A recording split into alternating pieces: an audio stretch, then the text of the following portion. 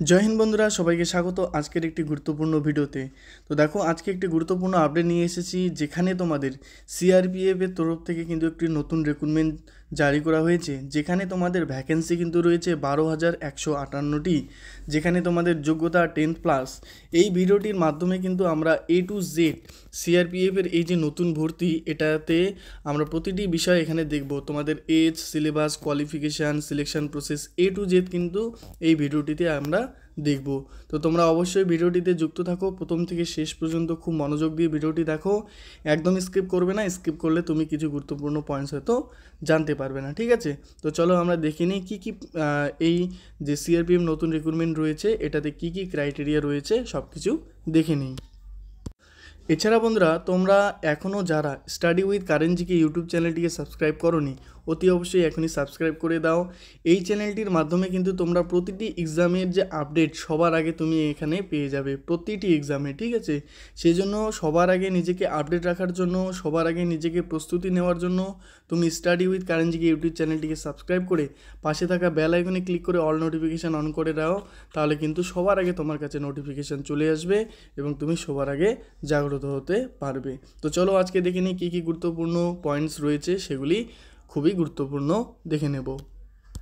তো দেখো, CRPF constable tradesman recruitment 2025, ঠিক আছে? প্রতিটি বিষয় এখানে আমরা দেখে নিই, চলো। তো দেখো, এখানে ভ্যাকেন্সি রয়েছে তোমাদের সিআরপিএফ ভর্তি 2025। অর্গানাইজেশন হচ্ছে তোমাদের সেন্ট্রাল রিজার্ভ পুলিশ ফোর্স, মানে সিআরপিএফ।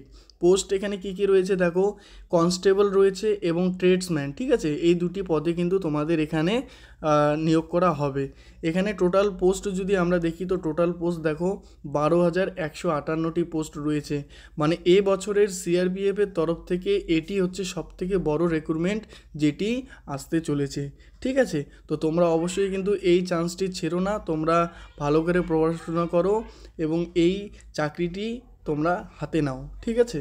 তো চলো নেক্সট এবার দেখে নিই অ্যাপ্লাই মোড। দেখো, এখানে তোমাদের কিন্তু অফলাইনে কোনো এখানে করতে হবে না, শুধুমাত্র অনলাইনে অ্যাপ্লাই করতে হবে, ঠিক আছে? এখানে হু ক্যান অ্যাপ্লাই, মানে কারা কারা এখানে অ্যাপ্লাই করতে পারবে, তো অল ইন্ডিয়া, ঠিক আছে? ভারতবর্ষের প্রত্যেক এরিয়া থেকে মেল ফিমেল উভয়ে কিন্তু এখানে আবেদন করতে পারবে, ঠিক আছে? নেক্সট দেখি, দেখো নেক্সট আমরা যদি দেখে নিই স্যালারি, ঠিক আছে?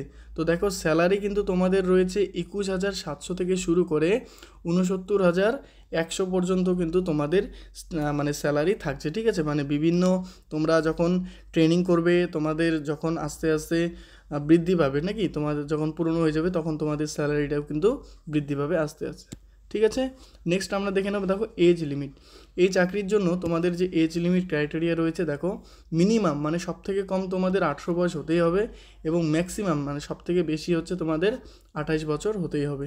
এছাড়া age relaxation is applicable as per rules, মানে আমাদের সেন্ট্রাল গভর্নমেন্টের দ্বারা যে রিল্যাক্সেশন দেওয়া থাকে বিভিন্ন ক্যাটাগরি ওয়াইজ, সেখানে দেখো এসসি এসটি তোমাদের এখানে কিন্তু 5 বছরের ছাড় দেবে, মানে 28 আর 5 যোগ করলে তোমরা কত 33 বছর পর্যন্ত তোমরা এখানে হচ্ছে আবেদন করতে পারবে। এবং ওবিসি এবং এক্স সার্ভিসম্যান যারা রয়েছে তোমাদের কিন্তু এখানে 3 বছর, মানে তোমরা এখানে 31 বছর পর্যন্ত অ্যাপ্লাই করতে পারবে, ঠিক আছে? তো এজের দিক দিয়ে কিন্তু এখানে কোনো সমস্যা হবে না তোমাদের, আশা করি। দেখো এবার অ্যাপ্লিকেশন ফিস। তো এখানে অ্যাপ্লাই করতে তোমাদের ফিস কী লাগবে, দেখো যারা এসসি এসটি এবং পিডব্লিউ তোমাদের কিন্তু এখানে কোনো ফিস লাগছে না, এবং যারা জেনারেল এবং ওবিসি ক্যান্ডিডেট তোমাদের কিন্তু এখানে অনলাইনে মানে 100 টাকা ফিস লাগছে এবং বাকিদের লাগবে না। এখানে পেমেন্ট কিন্তু তোমাদের অনলাইনে করতে হবে, তোমাদের ক্রেডিট কার্ড, ডেবিট কার্ড বা আদার কোনো পেমেন্ট মেথড যদি থাকে তুমি কিন্তু করতে পারো, ঠিক আছে? নেক্সট আমরা দেখে নেব, দেখো সিলেকশন প্রসেস, মানে কিভাবে তোমাদের সিলেকশন হবে সেটা দেখে নিই। তো সিলেকশনের ক্ষেত্রে দেখো, প্রথমে কিন্তু তোমাদের এখানে ফিজিক্যাল টেস্ট হবে, ঠিক আছে? প্রথমে তোমাদের ফিজিক্যাল টেস্ট হবে, ফিজিক্যাল টেস্টের পর তোমাদের রাইটেন এক্সাম হবে, তারপর তোমাদের মেডিকেল টেস্ট হবে, মেডিকেলের পর তোমাদের ডকুমেন্ট ভেরিফিকেশন, তারপরে কিন্তু ফাইনাল মেরিট লিস্ট জারি করবে, ঠিক আছে?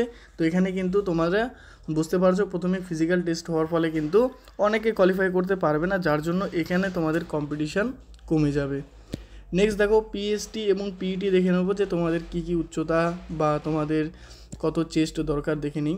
দেখো ফিজিক্যাল স্ট্যান্ডার্ড টেস্ট মানে পিএসটি মেলের ক্ষেত্রে দেখো হাইট লাগবে 165 সেন্টিমিটার এবং চেস্ট হচ্ছে তোমাদের 75 থেকে 80 সেন্টিমিটার লাগবে। ফিমেল দেখো 155 সেন্টিমিটার উচ্চতা, চেস্টের এখানে কোনো ক্রাইটেরিয়া নেই। ঠিক আছে, তো আশা করি তোমরা প্রত্যেকটি বিষয় বুঝতে পারতেছো। যদি তোমাদের ভালো লেগে থাকে তাহলে একটি অবশ্যই লাইক করে দিও এবং চ্যানেলটিকে সাবস্ক্রাইব করে দিও। এবার দেখো ফিজিক্যাল এফিসিয়েন্সি টেস্ট মানে পিইটি। এখানে দেখো প্রথমে কিন্তু তোমাদের রান হবে, যেখানে 1600 মিটার ছেলেদের ক্ষেত্রে 7 মিনিট 30 সেকেন্ডের মধ্যে পূরণ করতে হবে এবং মহিলাদের জন্য 800 মিটার 4.45 সেকেন্ড মানে 4 মিনিট 45 সেকেন্ডের মধ্যে পূরণ করতে হবে। ঠিক আছে, তারপর দেখো লং জাম্প রয়েছে, যেখানে 11 ফিট তোমাদের জাম্প করতে হবে, 3টি চান্স থাকবে। ঠিক আছে, এবং ফিমেলের ক্ষেত্রে 9 ফিট জাম্প করতে হবে, এখানেও 3টি চান্স থাকবে। নেক্সট দেখো হাই জাম্প। হাই জাম্পের ক্ষেত্রে এখানে ছেলেদের ক্ষেত্রে 3.6 ফিট। ঠিক আছে, এটা হচ্ছে তোমাদের জাম্প করতে হবে, যেখানে 3টি তোমাদের চান্স থাকবে। আর মহিলাদের ক্ষেত্রে 3 ফিট তোমাদের জাম্প করতে হবে, এখানেও কিন্তু 3টি চান্স থাকবে। ঠিক আছে, তো চলো এবার নেক্সট দেখে নিই এডুকেশন কোয়ালিফিকেশান। দেখো প্রতিটি চাকরির জন্য কিছু না কিছু কোয়ালিফিকেশান দরকার পড়ে। তো এটি হচ্ছে তোমাদের সিআরপিএফের যেহেতু রিক্রুটমেন্ট, এখানে তোমাদের কিন্তু যে কোয়ালিফিকেশান দরকার সেটি হচ্ছে যে কোনো তোমরা ইউনিভার্সিটি বা ইনস্টিটিউট থেকে কিন্তু 10th পাস করলেই হবে, এবং যারা 12 পাস করেছো, গ্র্যাজুয়েশন করেছো, তোমরাও কিন্তু এখানে অ্যাপ্লাই করতে পারবে। ঠিক আছে, প্রতিটি মানে ভারতবর্ষের প্রতিটি এরিয়া থেকে মেল ফিমেল উভয় কিন্তু এখানে আবেদন করতে পারবে। এছাড়া ইম্পর্টেন্ট কী কী ডকুমেন্ট তোমাদের আবেদন করার সময় লাগবে সেটি দেখে নাও। দেখো প্রথমে পাসপোর্ট সাইজ ফটো একটি লাগবে। ঠিক আছে, একদম রঙিন ফটো, একদম পরিষ্কার পরিচ্ছন্ন ফটো কিন্তু অবশ্যই তোমরা লাগাবে। নেক্সট হচ্ছে সিগনেচার তোমাদের করতে হবে এবং মানে আপলোড করতে হবে। ঠিক আছে, তারপর আধার কার্ড দিতে হবে। আধার কার্ড এমন একটি কার্ড যেখানে কিন্তু তোমাদের মানে তোমাদের হচ্ছে বায়োমেট্রিক ভেরিফিকেশন বলো বা আদার্স কিছু কিন্তু আধার কার্ডের দ্বারাই হয়, যেখানে ওয়ান টাইপ রেজিস্ট্রেশনের ফলে সব কিছু ডেটা কিন্তু চলে আসে, মানে সময়টা বেশি লাগে না। সেই জন্য আধার কার্ডটা তোমরা অবশ্যই ভালো করে দেবে এবং কোনো ডিটেলস যেন ভুল না থাকে। ঠিক আছে, নেক্সট দেখো অ্যাডমিট কার্ড। অ্যাডমিট কার্ড হচ্ছে তোমরা যে 10th পাস করেছো তার অ্যাডমিট কার্ড এখানে দেবে। ঠিক আছে, তারপর হচ্ছে এডুকেশন সার্টিফিকেট। এডুকেশন সার্টিফিকেট বলতে তোমরা যে 10th পাস করেছো তার সার্টিফিকেট এবং তার মার্কশিট তোমরা অবশ্যই রাখবে। ঠিক আছে, নেক্সট হচ্ছে দেখো কাস্ট সার্টিফিকেট। তো যারা এসসি এসটি পিডব্লিউ ওবিসি রয়েছে তোমাদের এখানে কাস্ট সার্টিফিকেট লাগবে, তো অবশ্যই কাস্ট সার্টিফিকেট কিন্তু তোমরা রেখে দিও ভালো করে। ঠিক আছে, তারপরে এজ প্রুফ। এজ প্রুফ হিসাবে কিন্তু এখানে তোমরা বার্থ সার্টিফিকেটও দিতে পারো, বা যে ডকুমেন্টসে তোমার ডেট অফ বার্থ স্পষ্ট লেখা আছে সেই ডকুমেন্ট কিন্তু তুমি এখানে দিতে পারো। ঠিক আছে, তো আশা করি তোমরা প্রত্যেকে বুঝতে পেরেছো এখানে যে বিষয়টি আমি তোমাদের বললাম। তো তোমাদের যদি ভিডিওটি ভালো লেগে থাকে তাহলে অতি অবশ্যই কিন্তু একটি লাইক করে দিও, চ্যানেলটিকে সাবস্ক্রাইব করে দিও এবং পাশে থাকা বেল আইকনে ক্লিক করে অল নোটিফিকেশন অন করে দিও। ঠিক আছে, এবং এখানে প্রতিটি বিষয়ে তোমরা স্ক্রিনশট করে রেখে দিতে পারো, তোমাদের কিন্তু কাজে আসবে। ঠিক আছে, প্রতিটি বিষয়ে কিন্তু গুরুত্ব রয়েছে, তোমরা অবশ্যই এগুলি স্কিপ করবে না। তো থ্যাংক ইউ সো মাচ সবাইকে ভিডিওটি দেখার জন্য। আশা করি তোমরা প্রত্যেকে বুঝতে পেরেছো। সবাইকে অনেক অনেক ধন্যবাদ। জয় হিন্দ, জয় ভারত।